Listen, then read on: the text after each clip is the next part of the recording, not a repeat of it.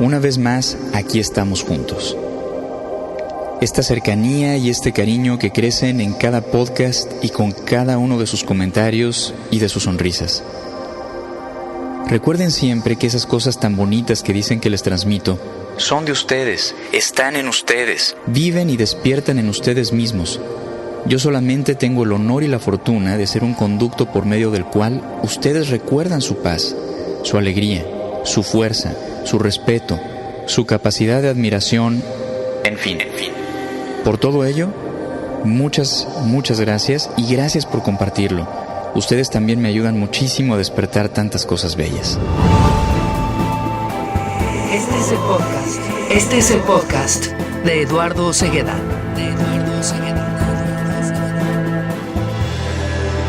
Estimado Osvaldo, yo también me emociono mucho cuando leo sus comentarios.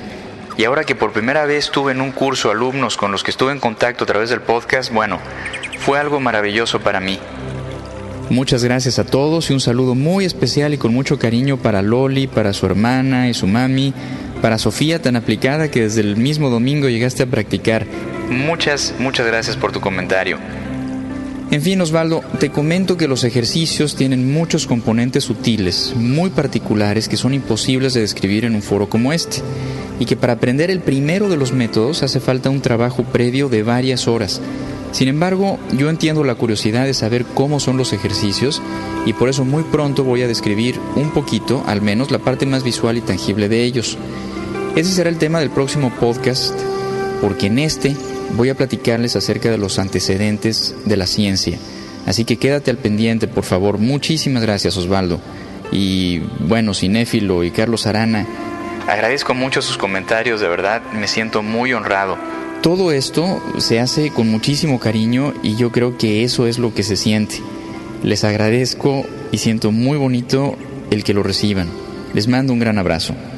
Antonio, te saludo yo también con mucho agrado, apreciando y compartiendo tus felicitaciones con el equipo de Fuerza Integral. Me da mucho gusto lo que me platicas. Todos tenemos nuestros tiempos adecuados y esa es una de las grandes ventajas del Chin Chikung, que, aunque lo dejes durante mucho tiempo, una vez que lo has recibido, ya es tuyo y lo puedes retomar en el momento que tú quieras. Al mismo tiempo, recuerda que cuanto más aprecias, más haces tuyo lo que ya tienes. Te felicito de verdad, es un verdadero honor compartir Chin Chikung con ustedes. Y bueno, pues muchísimas gracias y yo también espero verte pronto. Antonio Martínez, caray, cuánto agradezco tu comentario y qué gusto y honor ha sido para nosotros el haber conocido a tu madre y compartir con ella. El mérito de sus logros es de ella 100% y por ello le agradecemos nosotros, por ser un ejemplo y una inspiración. No olvides agradecerle a ella también, porque ella es quien está realmente transformándose. Es su trabajo. Muchas gracias, Antonio. Recibe un abrazo y me dará muchísimo gusto conocerte. En fin, empiezo con mi querida Estela. Y otra vez, su presencia me llena de alegría, siempre con sus comentarios tan bellos, tan reflexivos y tan sabios. Y bueno, en cuanto a lo que me pregunta respecto a cómo surgió la idea de iniciar en Dixo, pues fue precisamente a partir de la invitación de Fernanda Tapia a su podcast, en aquella ocasión en la que publicó por primera vez la gran noticia de su embarazo, que es hoy ya esa niña preciosa y potente, que ya pinta para locutora también, intensa y maravillosa como su madre. Te mando un besito, mi querida Adeli, y otro para ti, Fernanda, porque tengo tanto que agradecerte en este camino. Y a Pedrito, un abrazo por tu amistad y apoyo, y por supuesto a mi queridísima Carmen, uno de mis cariños y talentos más grandes y constantes del Chin Chikung. Invito a quienes me escuchan a que descarguen aquel podcast número 20 de la ya institucional Fernanda Tapia en abril 24 del 2006. Su podcast 21 es una entrevista que me hizo a mí, pero es el 20 el que más le celebro, pues ella, con su estilo tan personal y desde un lugar tan bello, nos comparte su propia historia y su propio éxito. De verdad, escúchenlo, yo sé que lo van a disfrutar. En fin, a raíz de aquella ocasión, conocí a mi queridísimo Fernando, uno de los seres humanos más discretos, talentosos, humildes y chambeadores que tengo la fortuna de conocer, y quien es precisamente el papá de Dixo. Fernando vino a uno de los cursos, corroboró en carne propia la trascendencia del Chin Chikung, y en alguna ocasión también me invitó a una entrevista directamente con él. Platicando el año pasado en una comida acerca de las trayectorias de Dixo y de Fuerza Integral, Fernando tuvo la gentileza, la gran idea y la generosidad de invitarme a hacer un podcast de China en Chikung. Al principio no dije nada, pues no sabía ni por dónde empezar, pero acepté la invitación y ahora aquí estamos. Este podcast se ha convertido ya en una de las cosas más bonitas que he vivido con el China en Chikung y uno de los foros más importantes para estar cerca de ustedes. Siempre agradeceré a Fernanda y a Fernando por todo esto. Además de, por supuesto, a todo el gran equipo de Dixo y principalmente a ustedes, las personas que nos escuchan, la razón de ser de todos nuestros esfuerzos. Muchísimas gracias, Estela, por el interés y por todo cuanto aporta este gran campo. Le mando un fuerte abrazo. Ana Siri, namaste para ti también. Muchas gracias por tan bella reflexión. Ella nos dice: aprendemos a volar no quitándonos el miedo, sino mediante la práctica diaria del valor. Y es muy cierto, pues sin miedo no hay valentía. El valiente no es el que no siente miedo, sino el que, a pesar de su miedo, hace lo que debe hacer. Ana Siri, muchas gracias y estoy seguro de que nos encontraremos en el momento adecuado. Te mando un saludo con mucho cariño allá en Dallas. Querido vampiro, no hay prisa, ni por qué disculparse. Millones de gracias a ti por tu presencia. Agradezco infinitamente tu comentario y para mí también el metro fue foro de grandes reflexiones en mi vida allá por la secundaria, cuando viajaba todos los días desde Basílica hasta Zapata y luego de regreso. Entonces era prácticamente toda la línea 3, excepto por Indios Verdes. Qué bonito estar ahí de regreso acompañándote ahora a ti, que logras encontrar tu paz entre empujones y la muy interesante aventura que siempre es tomar el metro. Recuerda siempre que mucha gente, mucha buena información. Te mando un abrazo. Lourdes, queridísima Lourdes, qué emocionante lo que nos platica y sobre todo, de veras, qué honor saber que a través de este trabajo está encontrando tantas cosas valiosas en usted. Manténgase siempre cerca, siga compartiendo y yo también estoy seguro de que tendrá muchos más logros, pero principalmente gracias a usted misma. Recuerde eso siempre, el mérito es completamente suyo, es su trabajo, son sus logros y juntos, eso sí, lo festejamos. Y ahora sí, de regreso a la historia, de regreso a la materia. Quedamos en el podcast anterior de que les platicaría acerca de lo que es propiamente el Chikung y sus antecedentes. Hasta la creación del China en Chikung y su reconocimiento oficial en 1996 como el sistema de Chikung más importante de la historia. Pero, ¿qué es el Chikung? Empecemos por ahí. En todas las culturas y en todos los tiempos, los seres humanos, cuando llegamos a guardar aunque sea un poco de silencio, nos hemos preguntado: ¿quién soy? ¿De dónde vengo? ¿A dónde voy? ¿Por qué estoy aquí? ¿Para qué estoy aquí? ¿Cómo funciono? ¿Cómo funciona lo que me rodea? ¿Alguna vez sentados en alguna playa o en la banca de algún parque o una escuela, hemos mirado nuestras manos y nos hemos preguntado: ¿de qué estoy hecho? ¿Qué se supone que debo hacer con esto? Todos hemos mirado al cielo y hemos experimentado una cierta sensación de pertenencia y de añoranza. El físico Carl Sagan decía, respecto al cosmos, que una parte de nosotros sabe que de ahí vinimos y añoramos volver. Somos polvo de estrellas. Somos una manera en la que el universo se conoce a sí mismo. Y esto, aunque suene muy poético, es algo meramente científico.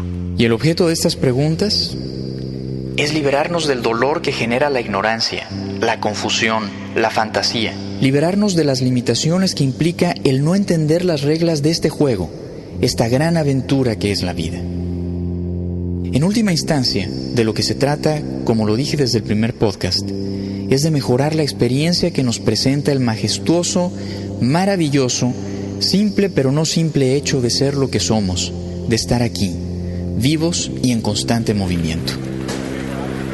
En todas las culturas y en todos los tiempos, han existido quienes, ante el ofuscamiento que resulta de hacerse tan trascendentes preguntas, simplemente se olvidan del asunto y siguen adelante con sus vidas como lo hacen la inmensa mayoría de las personas. Pero siempre han habido algunos pocos, valientes, objetivos, clavados, quizá un poco más tercos, tal vez un poco más apasionados, que han dedicado sus vidas enteras a tratar de encontrar tan esenciales respuestas. Claro, si vemos este asunto un poco más a fondo, encontraremos que de hecho todos, consciente o inconscientemente, vivimos nuestras vidas tratando de hacerlo, tratando de entender el porqué y el para qué de ser y estar aquí y la mejor forma de sacarle provecho. Pero siempre están esas personas que viven en esa búsqueda de manera totalmente consciente y por demás apasionada. En nuestra cultura les llamamos científicos. En efecto, encontrar las respuestas o la respuesta a todas esas preguntas fundamentales es la razón de ser de la ciencia como la conocemos. Toda la ciencia y todas sus ramificaciones químicas, tecnológicas, matemáticas, astronómicas, médicas, etc., tiene su principio y su razón de ser en estas preguntas fundamentales. Como uno de los importantes físicos de nuestro tiempo, el señor Stephen Hawking lo recuerda a la comunidad científica tan absorta en sus observaciones parciales que pareciera han olvidado la razón última de ser de todos sus esfuerzos. Cuando era muy joven, uno de mis maestros en la vida me enseñó a manejar una lancha. Él me dijo, ¿ves la punta de la lancha? Y yo le dije sí. Luego me dijo, ¿y ves esa casita que se divisa allá a lo lejos, al otro lado del lago? Y yo le dije, sí. Él me dijo, bueno, lo único que tienes que hacer es asegurarte de mantener alineados esos dos puntos, la punta de la lancha y tu destino. No te preocupes por las corrientes ni el oleaje, solo pon atención en tu camino, pero siempre vuelve tu vista a esos dos puntos, deben mantenerse alineados. Quienes manejan la lancha de nuestra civilización a veces pareciera que han olvidado alinear sus dos puntos. Científicos tan absortos en sus investigaciones que cuando trascienden, a veces se arrepienten de su trabajo por las consecuencias que ellas implican. Mujeres y hombres geniales que suelen olvidar el valor de las cosas más elementales de nuestra existencia. Mentes capaces de resolver los problemas matemáticos más complejos, pero que han dejado de disfrutar el aroma de las flores. Esto es preocupante. Esto está cambiando el rumbo de nuestras vidas y la vida de nuestro planeta. Por ello es apremiante que la madurez del consciente colectivo despierte y cobre más fuerza, que cada vez seamos más los encargados de dirigir el barco para incrementar las posibilidades de llevarlo sano a puerto. Nuestra civilización moderna, influenciada principalmente por Europa, es por naturaleza extrovertida. Y ha buscado siempre las respuestas a sus preguntas fundamentales mirando hacia afuera. Nuestros científicos durante tantos años han observado lo pequeño, han lanzado su mirada al espacio, a lo inmenso, a través de lentes de potentes microscopios y de supertelescopios o mediante el uso de enormes aceleradores de partículas y superordenadores, han tratado de descubrir quiénes somos, cómo funcionamos y cómo funciona el universo que nos rodea.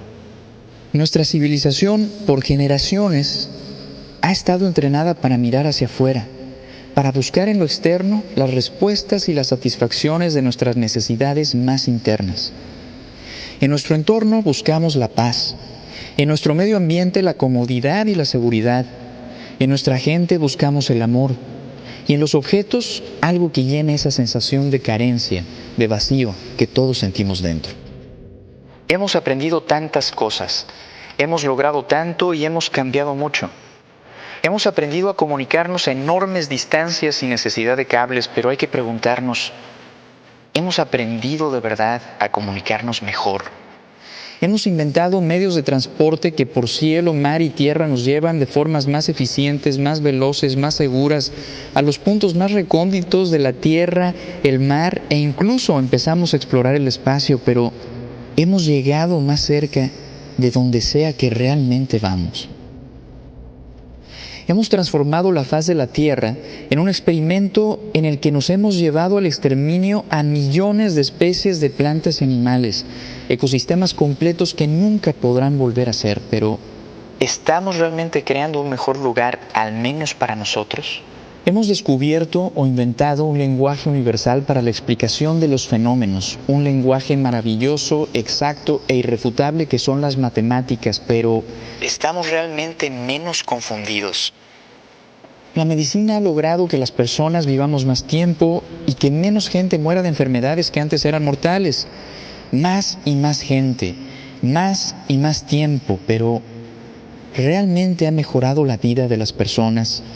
Y lo más importante, ¿realmente nos sentimos menos solos de cómo se sentían nuestros ancestros?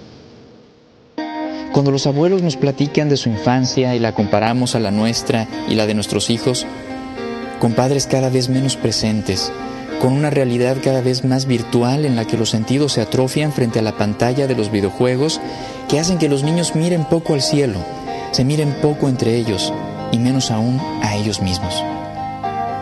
No se trata de ser fatalistas, se trata de despertar y de darnos cuenta de que si bien todo este trabajo de tantos siglos, de tantos genios, ha generado todos estos maravillosos recursos con los que contamos el día de hoy, ellos no son las respuestas que buscamos.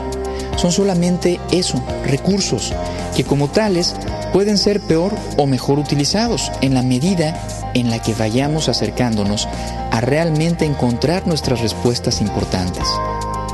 Y que con ellos o sin ellos, la vida puede ser lo que está diseñada para ser desde el momento de su comienzo. Se trata de entender que más allá de nuestra curiosidad natural y de nuestra misteriosa capacidad para transformar todo lo que nos rodea, de utilizar a tantas otras especies y ponerlas a nuestro servicio, existen también otros valores, otras opciones y otras responsabilidades que, en mayor respeto, en mayor conciencia y en más amor, pueden acercarnos más eficientemente a la satisfacción de nuestras necesidades más altas. Se trata de entender que debemos transformarnos más nosotros que aquello que nos rodea. Que, como dije en el podcast anterior, somos células de un organismo mucho más grande y que hemos confundido nuestra función y que actuando en contra de él, actuamos también en contra de nosotros mismos. Como un cáncer, estamos contaminando nuestras aguas, nuestro aire, nuestra tierra, exterminando a nuestros hermanos y sin darnos cuenta, todo eso nos lo estamos haciendo también a nosotros mismos. En nuestro miedo y en nuestras ansias de tener la razón, hemos levantado nuestra voz con tanta fuerza que hemos dejado de escuchar las más evidentes de las verdades. Pero en la historia del cáncer han existido también curaciones, a veces logradas con el mismo tipo de tecnología que en primera instancia pudo haberlo causado. Y de igual manera, han existido también lo que se conoce como remisiones espontáneas, curaciones que parecen milagrosas, en las que de pronto todas las células del organismo corrigen sus errores y recuerdan su verdadera y más saludable labor. Así que hay esperanza, hay mucho que hacer. Como se cura la gente, se puede curar la civilización entera, se puede curar el planeta. Vamos a ir viendo cómo todo lo grande funciona igual a cómo funciona lo pequeño, porque lo inmenso se forma de lo diminuto y el exterior es un reflejo de lo que ocurre por dentro. A lo largo de la historia han existido otras culturas, otras civilizaciones y sobre todo otra clase de individuos que han logrado un progreso diferente, uno que no se puede patentar y vender y ni siquiera regalar. China, miles de años antes de Cristo. Científicos, mujeres y hombres de grandes capacidades que, al igual que nuestros científicos, trataban de encontrar las respuestas a las mismas preguntas, pero con una inmensa diferencia. Ellos cerraron sus ojos. Guardaron silencio. Fueron más valientes quizá, definitivamente más humildes, y buscaron por dentro. Sin afectar directamente a terceros, se retiraron a templos y montañas a tratar de vivir en la más profunda de las armonías, primero con ellos mismos, y luego con lo que y con quienes les rodeaban. Mujeres y hombres que eventualmente descubrieron que todo el universo está formado por una fuerza, sustancia esencial, a la que dieron el nombre de Chi, y observaron que ese Chi se encuentra en constante movimiento, y que es precisamente su movimiento lo que da forma y cualidad a las cosas. Se dieron cuenta de que el ser humano puede cambiar las maneras en las que el Chi se mueve, que el ser humano está formado, como todo en el universo, también de Chi, y a través de sus posturas, de sus movimientos, de su respiración, de sus sonidos y sobre todo de sus pensamientos, constantemente, consciente o inconscientemente, el ser humano está transformando la manera en la que su Chi se mueve y con ello está transformándose a sí mismo. Se dieron cuenta también de que sin trabajo no se puede mejorar, de que sin esfuerzo no se puede construir y de que si no hay mérito no hay crecimiento. Y eso quiere decir el término Kong.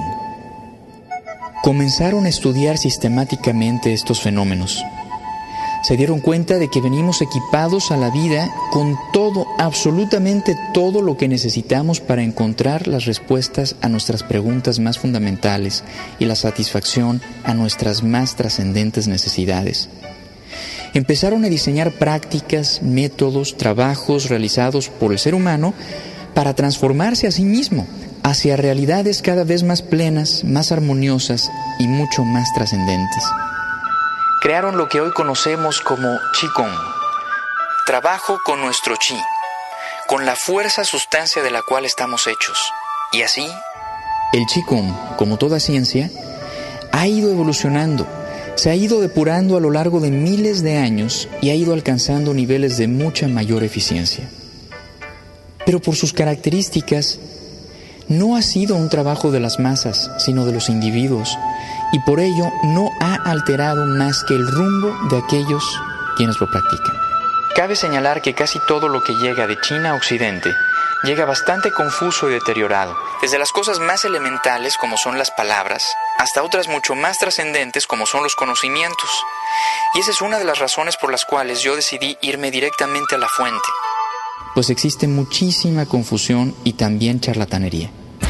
El término Kong, por ejemplo, está totalmente malinterpretado. Se entiende como un arte marcial, Kung Fu, cuando en primer lugar la forma en la que lo hemos visto escrito con mayor frecuencia ni siquiera existe en chino. Y lejos de ser un arte marcial, significa simplemente práctica o método de práctica. El término Qi tampoco se escribe como CHI, que es como normalmente lo vemos escrito, lo cual nos ha confundido muchísimo, pues los chinos tienen muchas variantes de ese fonema con muy diversos significados. Por ello el idioma chino cuenta con un recurso que se llama pinyin, que utilizan para escribir con nuestro alfabeto sus fonemas. Pero a veces, como es el caso de Chin en Chikung, lo que vemos escrito suena muy diferente a cómo se lee. Nosotros en Occidente pensamos que cada vez que un chino habla de Qi, está hablando de la misma cosa. Primer error. El Qi, por ejemplo, del Tai Chi, nada tiene que ver con el Qi del Qigong. Como hay gente que incluso piensa que el Qi de China también se refiere a lo mismo y por supuesto no es así. Hemos escuchado que el Qi es una energía en la que creen los chinos y hemos visto en programas de televisión que se han hecho, sin éxito, muchos experimentos para poder medirlo y detectarlo. Pero el Qi del que hablamos cuando hablamos del verdadero Qigong es solo el nombre de algo que todos sabemos que existe en el universo, no algo en lo que se crea o no se crea. Los científicos en nuestra civilización han trabajado mucho para descubrir de qué están hechas las cosas. Descubrieron que la materia está formada por moléculas, y luego que las moléculas están formadas por átomos, y luego que los átomos están formados por las mismas partículas subatómicas que forman también los impulsos y lo que conocemos coloquialmente como energía, luz, electricidad, magnetismo, calor, etc. Están dándose cuenta de que no existe realmente una separación estructural entre lo que llamamos materia y lo que llamamos energía, que ambas son cualidades o estados de una misma cosa, y esta cosa son una serie de diminutas partículas que entran y salen de existencia por virtud de procesos que aún no comprendemos, que tienen cualidades que nos resultan completamente incomprensibles y que por el simple hecho de observarlas alteramos sus campos, y que al alterar su campo también las alteramos a ellas. El Qi no es una energía, sino el nombre que se le da a ese nivel primario, sutil, esencial de todo lo que existe. Ese nivel en el que las cosas no son materia o energía, no son fuerza o sustancia, simplemente son, pero que al observar las transformamos. Y que al aprender a observarnos por medio de métodos adecuados, logramos transformarnos a nosotros mismos hacia realidades más cercanas a lo que verdaderamente queremos que sea nuestra realidad. Cuando nos observamos con mayor presencia, nos transformamos con más fuerza. Y cuando nos observamos con mayor eficiencia, nos transformamos de maneras más exitosas. En menor o mayor medida, de todas formas, siempre nos estamos observando. Cuando pensamos en lo que no nos gusta o en lo que sí nos gusta, cuando sentimos, cuando nos duele, cuando queremos, cuando anhelamos. Y si finalmente siempre nos estamos transformando, mejor es transformarnos hacia donde realmente queremos. Eso es Qigong. Métodos de autoobservación eficiente, depurados a lo largo de miles de años a través del desarrollo de una ciencia que jamás ha sido interrumpida y que se llevó a cabo con los más altos índices de calidad y que estuvo a cargo de las mujeres y hombres más evolucionados de la cultura china hasta el día de hoy. Así como la ciencia en nuestra civilización, en la antigüedad estuvo en manos de unos pocos, pero ahora por los avances de la misma ciencia, cada vez más gente tiene acceso a ella. Con el Qigong ha pasado algo muy similar cuando después de la Revolución Cultural China, algunos maestros enseñaron algunos ejercicios al público y por primera vez en la historia el Qigong se hizo popular. Por el interés y la respuesta del público, muchísimos charlatanes viajaron a lugares dentro y fuera de China en donde nadie los conocía y aseguraron ser grandes maestros de sistemas de Qigong conocidos o incluso inventados por ellos mismos. Durante algunas décadas el Qigong y el pseudo Qigong se difundieron sin control alguno. Y para fines de los 80 se hablaba ya de más de 5,000 sistemas diferentes de Qigong tan solo en China. Varios de estos pseudomaestros alcanzaron gran influencia sobre grupos más o menos grandes de gente. Un número significativo de ellos enfermaron de poder, iniciaron grupos sectarios que a menudo promovían cosas absurdas que en ocasiones culminaban en suicidios masivos bajo la promesa de una mejor vida y problemas de calibres similares. Ante una situación por demás preocupante, hacia principios de los 90, el gobierno de China, valiéndose de sus más importantes expertos e instituciones, inició una investigación sumamente rigurosa respecto a lo que estaba ocurriendo en su país en materia de Qigong. Se pretendía hacer un trabajo de información pública que solucionara la confusión y previniera problemas futuros. Como resultado de esta investigación, el gobierno de China publicó el documento oficial de 1996, en el que, bajo criterios de antecedentes históricos y de eficiencia respaldada por documentación científica, se enlistan por orden de importancia los 11 sistemas de Qigong que verdaderamente son Qigong, siendo el primero de la lista y superando por mucho a los otros 10, precisamente el Chinen Qigong. Ya hablaremos en el próximo podcast de las cualidades que lo diferencian tanto de los otros sistemas y de algunas de las grandes y determinantes aportaciones que ha realizado el maestro Pan a la ciencia del Qigong. Pero bueno, aquí lo que ocurrió es que todas las demás disciplinas y grupos que se reunían bajo el nombre de Qigong y que no fueron incluidos en el documento de los 11 quedaron terminantemente prohibidos. Hubo insubordinación, especialmente por parte de uno de ellos llamado Falun Dafa o Falun Gong, calificado hoy como una secta herética. Y todos sabemos lo que eso implica en un país como China. Los dirigentes y adeptos de este movimiento lanzaron protestas frente a las oficinas de gobierno más importantes de Beijing. En varias ocasiones interceptaron señales de televisión y radio de los canales más importantes del gobierno de China para transmitir sus ideas políticas y el mensaje de su líder Li Hongzhi. Imagínense nada más. Desestabilizaron, por supuesto, el orden social de su país, que ya de por sí es bastante sensible. El movimiento empezó a cobrar fuerza a principios del nuevo milenio y contó con el apoyo de mucha gente de buena voluntad, pero mal informada, de otros países, quienes se unieron a protestas y movimientos varios sin saber realmente el fondo de aquello por lo que estaban protestando. Ante esta situación, el gobierno de China declaró a Falun Gong como la amenaza más importante contra el orden social de su país, problemática que, por cierto, aunque ya mucho más controlada, sigue ocupando un lugar estelar de importancia para el gobierno chino y está enlistado, al menos en la página de internet de la Embajada de China en México, en la portada del sitio junto a la problemática Tíbet. Así de delicado es el asunto. Un tema controvertido y por demás sensible para los chinos y para las personas de otros países. Ante esta situación, en China, mucha gente y muchos grupos empezaron a utilizar entonces el nombre de alguno de los 11 tipos autorizados de Qigong para hacer mítines políticos y organizar grupos de protesta. El gobierno de China solicitó entonces a los practicantes de Chinen Qigong que cuando se reunieran solo practicaran, que no platicaran, para evitar posibles confusiones, pero el problema no cesó. Así que posteriormente el gobierno de China solo autorizó grupos no mayores de 100 personas. Sin embargo, la confusión seguía.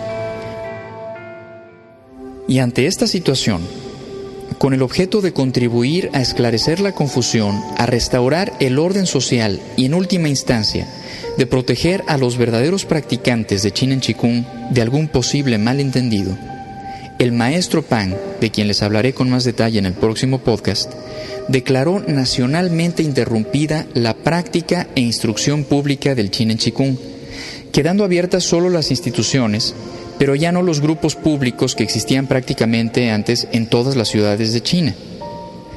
Desgraciadamente, hay muchas personas que hacen caso omiso a las indicaciones del maestro Pang y esto siempre ha traído y seguirá trayendo consecuencias. En aquel tiempo, la consecuencia fue que el maestro Pang, obligado a hacer un acto público más fuerte y simbólico de sus indicaciones, decidió declarar el cierre del Centro Huaxia de Chin en Chikung, el hospital más grande del mundo que trabaja sin medicamentos, un lugar fundado por él y del que también les platicaré en nuestro próximo podcast. De esta manera, con estos métodos tan radicales, las cosas ya marchan mucho mejor. Los grupos revolucionarios perdieron sus foros y la paz social comenzó a recuperarse. El tema sigue siendo sensible y especialmente lo fue durante los preparativos de los Juegos Olímpicos, pues el gobierno de China siempre temió un boicot o algún problema. Pero se espera que al término de los Juegos, cuando la tensión social sea menor en China y cuando la situación sea más propicia y realmente segura, llegará lo que el maestro Pang llama la próxima primavera del Chin en Chikung. Y bueno, toda esta situación sé que podría parecer una tragedia o una injusticia. Sé que algunos se sienten con las ganas de comparar a lo que está pasando en otros ámbitos políticos en torno a China. Sin embargo, el maestro Pang no lo ve así. Como dije antes, todo en el cuerpo es un continuo pulso, un movimiento constante de abrir-cerrar. Y también, como dije antes, todo lo pequeño es igual a lo grande, porque todo lo grande está hecho de lo pequeño. Y los procesos, especialmente los constructivos, los verdaderamente curativos y trascendentes, se viven sin prisa.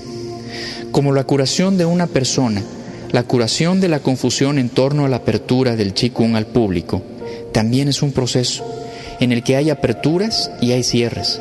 También tiene su pulso. Y cuando fue momento de abrir, abrió con una fuerza extraordinaria. Luego vino un momento de cerrar. Pero este cerrar solo ocurre para que vuelva a abrir de mucho mejor manera, más fértil, más estable y de mayor claridad y provecho para el mundo entero. Por último, es importante recalcar que ni el Chin en Chikung ni el maestro Pang Ming, creador del Chin en Chikung, han tenido problema alguno con las autoridades chinas. Por el contrario, los 11 sistemas enlistados en el documento oficial, pese a que cuentan con millones y millones de practicantes, con más integrantes que los del Partido Comunista Chino, cuentan con todo el respaldo, el apoyo y la legalidad que son necesarios. El maestro Pang, lejos de haber escapado de China como lo hicieron aquellos que tenían algo que temer, está considerado como un tesoro viviente y actualmente se encuentra en retiro bajo el cuidado de las autoridades más importantes de China, esperando el momento en el que la situación social y política del país se estabilice, para volver a abrir el Chikung con la fuerza y la inercia que llevaba antes, pero ahora con la claridad y la madurez respecto a este tema tan importante y trascendente que toda esta situación está generando.